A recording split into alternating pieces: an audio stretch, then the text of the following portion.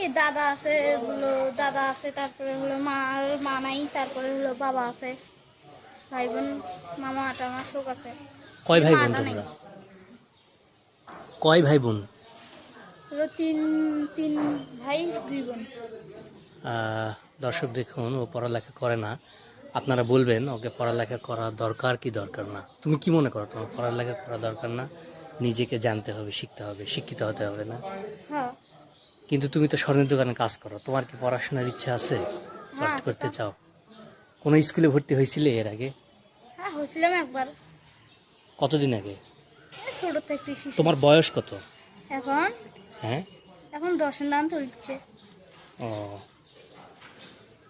তাহলে দেখা যাক তোমার জন্য কিছু করা যায় কিনা। ঠিক আছে, ভালো থেকো, আবার দেখা হবে। হ্যাঁ, স্বর্ণের দোকানে কাজ করো না?